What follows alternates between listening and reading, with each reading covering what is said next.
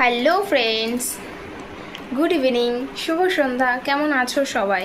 রোজ তো good morning বলে video start করি, আজকে গুড ইভিনিং বলে ভিডিও স্টার্ট করছি। দেখো এখন সিরিয়াল চলছে, তো যাই হোক আজকে সন্ধেবেলায় ভিডিওটা শুরু করলাম, কারণ আজকে সকাল থেকে কিছুই ভিডিও করিনি, কিছু ক্যাপচার করিনি, ভিডিও করিনি। তো আজকের ব্লগটা এখান থেকেই শুরু করছি। বেরিয়েছিলাম বলতে ডাক্তারের কাছেই গেছিলাম, ঘুরতে না। তো আসার পথে একটু এদিক ওদিক পাক মেরে এলাম। তো যাই হোক, ভেবেছিলাম আজকে আর ভিডিও করব না, তো শুরু করলাম। আজকে আর এই রাত্রে তো আর কিছু শেয়ার করার নেই সেভাবে, তো কালকের দিনটা তোমাদের সাথে শেয়ার করব এই ব্লগেই। তো আজকে আসার সময় ভুজিয়া নিয়ে এসেছি, কয়েকটা মুড়ি খেয়ে নেবো ভুজিয়া দিয়ে, যদি থাকে মুড়ি। দেখলাম তো সকালে অতটা ছিল না। তো যাই হোক, এদিকে খাবার এনেছিলাম আগের দিন, সেগুলো আছে। সন্ধ্যের টিফিন ভালোভাবেই চলে যাবে, কোনো অসুবিধা নেই। তো ডাক্তার আমাকে ওয়েট কমাতে বলেছে। এত করে আমি সময় থাকতেও না এক্সারসাইজ না কিচ্ছু করি। তো যাই হোক, চেষ্টা করতে হবে এবার থেকে ওজন কমানোর। তো চলো, এখনকার মতো টাটা, আবার একটু পরে আসছি তোমাদের সাথে কথা বলতে। হ্যালো। তো যাই হোক, সন্ধ্যাবেলায় টিফিন সেভাবে কিছু খাইনি, তাই তোমাদের সাথে শেয়ার কিছু করিনি। তো দেখো, এখন এই গরমের মধ্যে ভাত গরম করতে এসেছি, আর সাথে 10টা 3 বাজে, আর সাথে রুটি। দেখো, আমার বর দেওর সবাই রুটি খাবে আজকে। ওহ, আর আমি কেন খাবো না তাহলে? আমার তো ভাত খাওয়ার ইচ্ছা নেই, তো আমিও রুটি খেয়ে নেব। তো চলো রুটি বানাই। এই যে দেখো, অন্যদিন সকালবেলায় রুটি বানাই, আর আজকে সকালে বানাইনি, আগের দিনের রুটি বাসি রুটি ছিল, সেটাই খেয়েছি। আর আজকে এখন বানাচ্ছি, আর ভাতটা গরমের জন্য বসিয়ে দিয়েছি। আমার শ্বশুর শাশুড়ি ভাত খাবে, আর আমরা 3জন রুটি খাবো। হ্যালো। তো চলে এসেছি নেক্সট দিন সকালবেলা। তো গুড মর্নিং, শুভ সকাল সবাইকে। এই সময় থেকে ভিডিওটা শুরু করি, অন্যান্য দিন কিন্তু আজ আমি আগের দিন থেকে ভিডিওটা শুরু করেছি। তো সকাল সকাল রান্নাঘরে যেই সময়টা থেকে ভিডিও শুরু করি, সেই সময়টা হঠাৎ করে মনে পড়লো আমি তো ভিডিও শুরুই করে ফেলেছিলাম, তো কিছুটা অন্তত এখান থেকে করি। তো তারপরে দেখো, যেমন শ্বশুরকে খেতে দিয়েছিলাম, বেল শরবত দিয়েও রুটি খাই, এটা আমার জানতাম না। এখানে এসে আমি যদিও নতুন অনেক কিছুই দেখতে পাচ্ছি, কারণ দেশভেদে কালচারের পরিবর্তন তো অবশ্যই হবে, তাই না? তো এনেছিল দেখো দেশি মুরগি, আর দেশি মুরগি আনলে অনেকটা বেশি পরিমাণেই নিয়ে আসে। অবশ্য দেশি মুরগি না, যে কোনো মুরগির মাংস হলেও বেশি আনে। আর আমি খাবো, এই যে দেখো আগের দিনের মাছের ঝোল ছিল, সেটা বের করেছি, সেটা দিয়েই আমি রুটিটা খেয়ে নেব। তো আমার রুটি খাওয়া হয়ে গেছিলো। তারপর দেখো, চিকেনটা ধুয়ে অল্প পরিমাণে দই মাখিয়ে রেখেছি, কারণ বেশি ছিল না। তারপর দেখো, ডাল সেদ্ধ করার পর এই যে ডাল সেদ্ধ কিছুটা বাটিতে তুলে রেখেছি, আমি খাবো তাই। আর ডাল সেদ্ধ করে গুটিয়েও রেখেছি। দেখো, ভাতের জন্য জল চাপিয়ে দিয়েছি। আর আজকের মেনুতে ছিল ভেন্ডি ভাজা, ডাল আর চিকেন, দেশি মুরগি আর কি।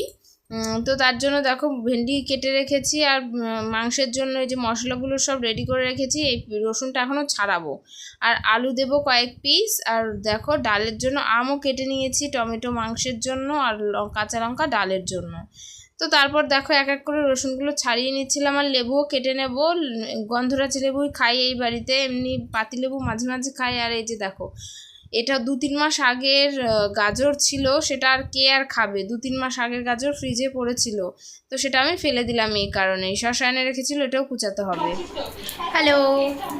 টিভি চলছে, জানি না টিভির আওয়াজে আবার কপিরাইট আসবে কিনা। Good evening. তো সেই দুপুরবেলার পর আর কিছুই তোমাদের সাথে শেয়ার করা হয়নি। তো আর কী বা শেয়ার করবো, রান্নাবাড়া হওয়ার পরে তো তোমাদের সাথে শেয়ার করা হয় না।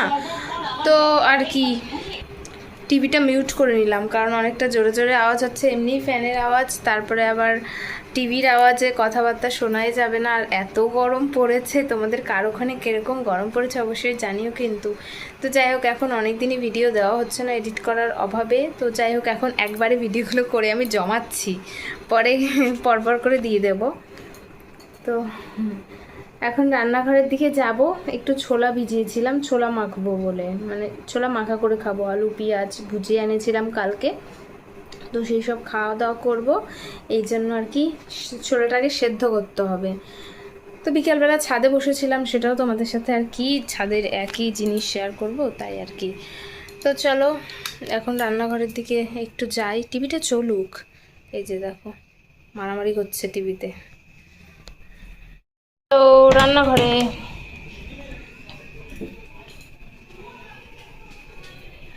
আলুর পাঁপড় ভেজেছে আর অর্ধেকগুলো এই যে এখানে রেখে দিয়েছে দেখো।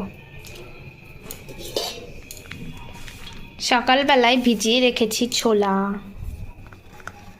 এই যে দেখো ছোলা।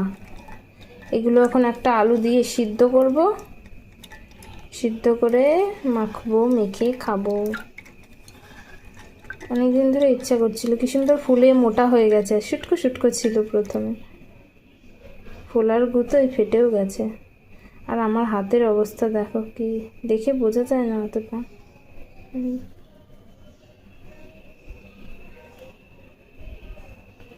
তো চলো সেদ্ধ বসাই, একটা খাই কাঁচা কাঁচাই। আজ হয়েছিল দেশি মুরগি, সেটা তো শেয়ার করলাম। এই যে ডাল আর এটুকুই আছে। অনেকেই খাওয়া দাওয়া করেছে তো তাই আর এইটুকু আছে, অনেকটাই আছে বা গামলাটা মোটামুটি বড়। তো যাই হোক, তো চলো। আর হয়েছিল ভেন্ডি ভাজা, সেটা খাওয়া দাওয়া হয়ে গেছে। এক পিস লেবু বেঁচে গেছে, আলাদা করেই রেখে দিয়েছিলাম, আমিই রেখেছি। তো চলো টাটা। তো ছোলা মাখার জন্য সব কিছু কেটে কুটে রেডি করে নিয়েছি। অন্ধকার থেকে এলাম তো তাই এইটুকু এরকম লাগছে, ঘাম মুছতে মুছতে মুখটা মনে হচ্ছে সাদা হয়ে গেছে।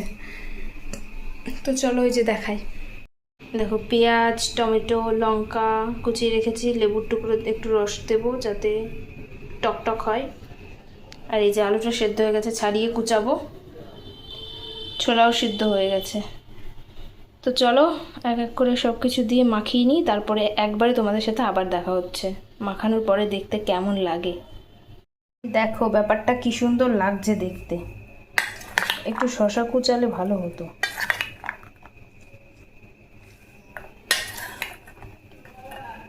আর এর মধ্যে দেবো ভুজিয়া।